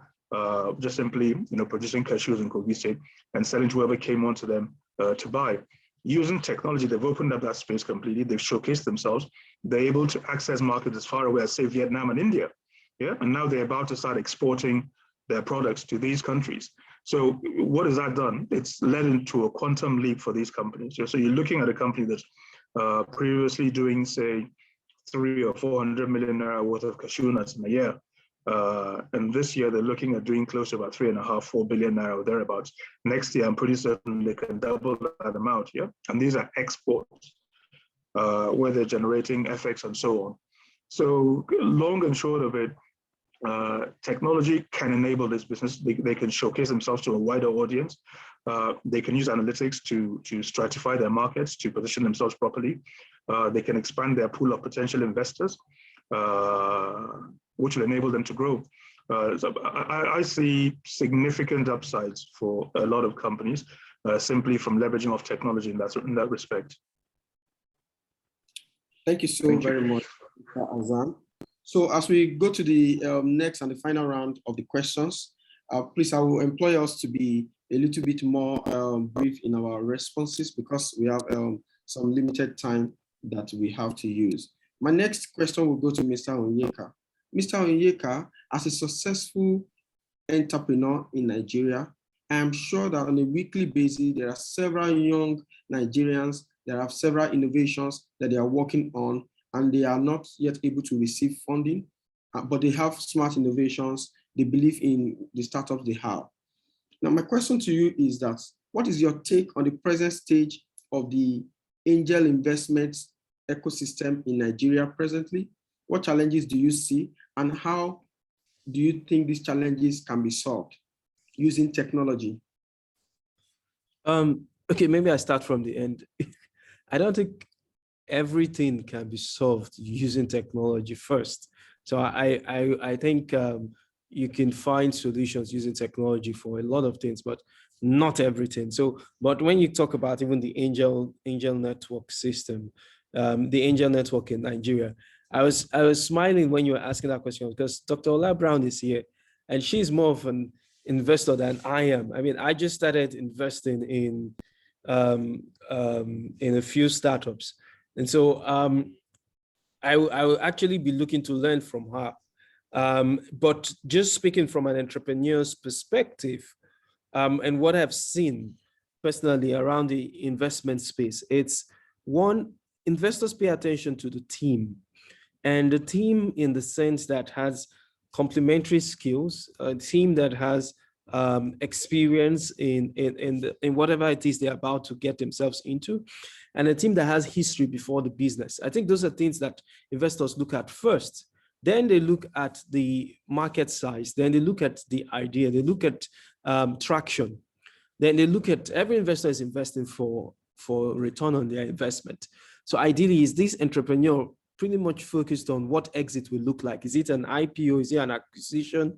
Or are you building this business to become extremely profitable, moving from 300 million naira, like the cashew guys in Kogi, to 4 billion, to 10 billion, and then you can start getting some profit into the business. So they want to make sure that an entrepreneur or a group of entrepreneurs that call themselves co-founders to start a business have these elements in place before you start talking about investment. So I think those are things that are universal, and it's not just unique to us in Africa. Now, just wrapping my answer up, speaking about the ecosystem here, I think, everything has cycles, everything has a beginning, and it has the maturity stage, and then it gets to that place where everything just becomes smooth sailing. In 2010, when I first joined Wakana, I was staff number 17 there. Wakana had just raised about $7.5 million from Tiger Global. And I joined as staff number 17. I helped to build their web and mobile presence. We hadn't heard of many startups at that time that had raised that kind of money. $7.5 million. The Tiger Global invested, I think, 1 million in Joberman and 1 million in Iroko at the same time. And so people like me, I was paying attention to what investors were looking at in those businesses and trying to learn for the future where I would want to build my own business. We've moved from that era to the eras of the Jumia and Kongas, and I was involved in both businesses at different times. And at that time, you saw a lot of competition that showed a new era of marketing. And the entrepreneurs that got involved, now entrepreneurs, but at that time employees that got involved, they learned from what these businesses were doing. Today, we're in a place where businesses start up in Nigeria, and they're talking about seed rounds sitting between $2 million and $5 million. In the past, in 10 years before now, seed rounds were between $200K and $500,000. And now you're having $2 million, $5 million. You're seeing seed rounds are about to hit $10 million. So it's gradually maturing. And what that does is the ecosystem grows. So you find entrepreneurs that then make money out of their own businesses and are now reinvesting. They start with maybe 25K checks, they form syndicates and they're investing. So it's maturing from what it was before. It's exciting to see the things that are happening. I'm excited about what happened with Shola and Paystack and Dr. Ola Brown and all the people that were invested in that. I'm excited about what is happening in Flutterwave, that I can put my TV on and I'm watching Bloomberg, and Bloomberg is reporting that Flutterwave is about to triple the valuation from $1 billion to $3 billion with new investment that will come in, that I can see that now on Bloomberg for a business that wasn't, that started out of Nigeria. Is exciting. These were things we didn't have 10 years ago. So it's maturing. The ticket sizes are maturing. Maybe 5 years from now, we start getting even the $10 million seed rounds and some major. But I think that's where it is.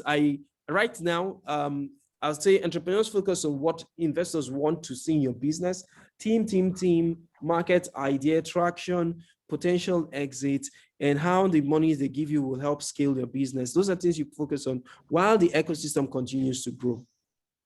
Thank you so much. So the ecosystem is continually growing and it's rapidly evolving. Thank you for that contribution, Mr. Onyeka. So next, Dr. Ola Brown, we want to hear from you. As an active investor in the Nigerian ecosystem, what are the challenges that is presently dominant in the Angel Investors Network ecosystem right now, especially for the early stage startups in Nigeria? And what are the solutions, tech-based solutions? How do you think technology can help, or how are you using technology to help? Okay, thank you very much. So I think, for angel investors, we've been institutional and usually receive institutional funding. But I've done a bit of angel investing on a personal level. And I think that, particularly when people have a full-time job and they're angel investing, then deal sourcing is an issue. But thankfully, there's been a few collectives launched where as an angel investor, you can actually join a collective, partake in much bigger rounds, for instance. And that's a trend that we're seeing now with people forming angel collectives where the deal sourcing burden is taken or put on a company. And that makes it easier to make angel investments and easier to go through the diligence process of investing. I think the second problem with angel investing in general across the ecosystem in Nigeria, compared to a place like America or perhaps the United Kingdom, is a lack of disposable income. So a lot of people would like to get into the angel investing scene, but unfortunately, perhaps they don't have the disposable income or enough disposable income to do it. But then there's startups like Get Equity, for example, that have facilitated a way where you can, put as low as $1,000 or $500 into a startup. So that process is becoming democratized. Whereas, when I first started, the minimum that you could really put in a startup at the stage that we were investing probably was $50,000 to $100,000. But now they've found ways, there's new technology, there's new software like AngelList, that enables these syndicates to form. We're better. Our lawyers, actually, our local lawyers have gotten better in facilitating these syndicates and these SPVs that allow people to invest quite a lot smaller ticket sizes without all the associated admin that would have to go into it and without making it too expensive to do so. So I think that's important. And I think also trust has been an issue. And that not in our funds, but in some funds, angel investors have come around, seeded a company, and the next thing, the guy has moved to Germany with the body, or the guy has resigned, the founder has resigned, and they've not been able to track that founder. So people have had disappointing experiences that have sort of really affected trust. Particularly with these early stage investments. And believe me, these are young people, their parents can just tell them to go and do their masters. And what can they do? Like, they have to leave the company, right? So there's been these kind of problems, but we've seen startups go through those issues where founders have left. And we've still been able to create value with the right legal structures. So I think that trust issue is gradually getting better. I think the elephant in the room is the macroeconomics. And the fact that, a few years ago, 2015, 2014, the risk-free rate was 18%. The rate that you could get on federal government treasury bills was 18%. So of course, who would do angel investing? It was a much more difficult prospect to ask somebody that could get 18% risk-free to do angel investment. But now the macroeconomic situation in Nigeria has changed. Now treasury bills are you'll be struggling to get 2 or 3% sometimes. The risk-free rate is very low. Inflation has skyrocketed to 15 or 16%. So this is the perfect time to start angel investing because the risks compared to the risk-free rates are actually lower. And the macroeconomics have changed in a bad way as well. So for example, devaluation, making dollar investments is actually quite difficult because you're always in a race against devaluation. But I think some of the macroeconomic factors have actually made angel investing a lot easier and a lot more attractive for people. Then I would say the financial status of people. Again, I spoke about and financial knowledge and being able to calibrate your investments, being able to know how much you've made in terms of what's your return compared to if you had invested in treasury bills or if you had invested in a mutual fund, how to calculate when you should exit. I think angels are usually business people, but not necessarily having these financial skills. But again, I think collectives, angel collectives kind of, help with this as well, because if you're part of a collective, then you'll get continuous reporting. And then I think the networking for angels is always a problem. So just because you are a Nigerian angel investor doesn't necessarily mean that you know people in America that can provide follow-on funding, or people in South Africa that can provide follow-on funding. So a lot of angel investors get stuck in an investment and can't exit because we don't have those liquid markets that you see in America. So they end up not being able to have a liquidity event. But I think the ecosystem is becoming more interconnected. I think we're seeing a lot more liquidity events. If you look at the variety of liquidity events, I think before people were waiting for an acquisition, but now there's an active secondary market where when you funded the seed round, then you see people exiting in the Series A or Series B, and you even see people exiting in between, actually, by private transactions in between rounds, where people just want to buy the shares of a particular company, even though they're not raising, and those can be arranged privately with the companies. We're seeing IPOs. I mean, the first one was Jumia, the second one was IHS, and I think that this is something that will continue. Jason Onjuku was on CNN yesterday talking about how he plans to exit onto the London Stock Exchange in a few years' time. So that gives us liquidity options in foreign stock exchanges. But even if you've noticed recently, the Nigerian Stock Exchange has actually gone through a demutualization, and they've gone into a corporate structure as well. They're completely restructured with regard to governance. So hopefully we'll even be seeing exits on the Nigerian Stock Exchange. And one of our portfolio companies is having a local acquisition. So Paystack obviously was acquired by a large international company, but one of the companies in our portfolio is actually in the process of being acquired by a local Nigerian company. So I think exits were a problem at the beginning, and they continue to be a problem, but I think that problem is gradually easing, and we're coming into the golden age of angel investing, where I think that the prices at the barrier to entry is coming down. I think the macroeconomics are making angel investing a lot more attractive than it was when Treasury bills were 18%. And I think that these collectives have also changed the game in terms of the software required to make smaller ticket sizes possible, and also the access to deal flow if you don't want to make it your full-time job and you're just doing it on the side. Thank you. Thank you so much for that very deep and detailed discussion on the challenges in the Nigerian angel investors ecosystem and the solutions and the involvement of the ecosystem over time, especially in recent years. So quickly, my next question will be for Mr. Bruce. Mr. Bruce, in helping to solve the challenges that are presently in the Nigerian angel investors ecosystem, what are the best practices that you think will be of help to help and to take the angel investors net ecosystem to the next level? So what are the best practices for African or Nigerian business angel investors system?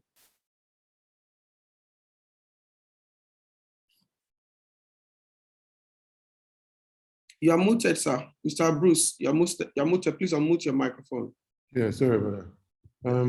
Yeah, I think one of them will be legislation. So like a proper legal framework to protect both sides. And I think the NSB is a step in the right direction in that regard, because you need some form of protection. The second thing is, some form of ground rules around it, especially in an environment like ours, that is very loose. People could get themselves in very big trouble if you don't have some ground rules there. Secondly is, I think when it comes to investment and beyond the heart, the substance, you have to go into the spirit of it, which is like the objectives and intentions of the players, because the laws are really meant to guide you, right? When you have opportunism, and I keep on saying, I give this example with like the unfortunate cases we have of like fraud. There is a lot of misrepresentation and fraud, that happens around, and every time those things happen, it sort of burns bridges for future opportunities to come. So while somebody might think he's playing an investor and he pulls a fast one, what he has done is he's basically blocked the opportunities for a number of startups to succeed. So I think if the parties understand the responsibility they have beyond just economics and profit, there are also huge social benefits and responsibilities that accrue from startups. And I think if that responsibility is taken, the rest is history. So it's really, I don't want to over-dimension it, because there needs to be some form of, we keep using the term democratization. It connotes a lot of freedom and looseness, and then some ground rules. So the ground rules from the NSB, and then everyone understanding that they have a role to play and people are watching. Thank you, Mr. Bruce, for that. We are grateful. So our final contribution for this evening will be from Mr. Azan. We actually have, we have even overshot our time. So sir, in few words, how do you think we can use technology to enhance trust in the angel investors ecosystem? Because that would be one way to solve one of the most critical problems that the system is facing. Thank you very much. Now, so I'll just go back again by saying that really, at the end of the day, you have to be able to trust those whom you're working with, whom you're investing in. Technology can only facilitate that process. Yeah, it won't necessarily give you that trust. Technology can allow for a bit more transparency with regards to bookkeeping, with regards to the nature of the transactions, with regards to who their counterparties are, and so on. It can facilitate the due diligence process. Yeah, so you have a lot more information that you can use to analyze whether or not that company is worth investing in and so on. But fundamentally, if people want to cook the books and they want to connive, they will do so. So I think even before you get to the point of technology as an enabler, you've got to think first and foremost, this company or this entity that I'm about to invest in, can I trust them? Can I work with them? Is there a chemistry between us? And if there isn't, really, there's no point wasting your time trying to find a way how technology can enable the transaction. But as I said, technology for transparency purposes in terms of bookkeeping, in terms of due diligence, in terms of customer segments and so on, that comes in quite handy. So I see technology as being something which facilitates transparency, yeah, but that has to be built upon the fundamental proposition that the entity itself is trustworthy. Thank you so very much. That will bring us to the end of our session today. We've had contributions from Mr. Onyeka, Dr. Ola Brown, Mr. Bruce, and then Mr. Azan, talking about various secrets of how to build successful startups, to how to solve the many problems on the African angel investors ecosystem.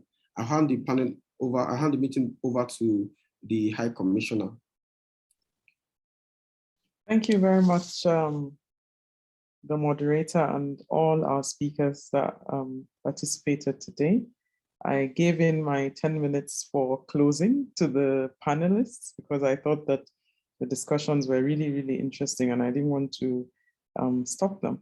So I will just pull a hard stop to the session by just thanking everyone very much. We're already 5 minutes over the allotted time.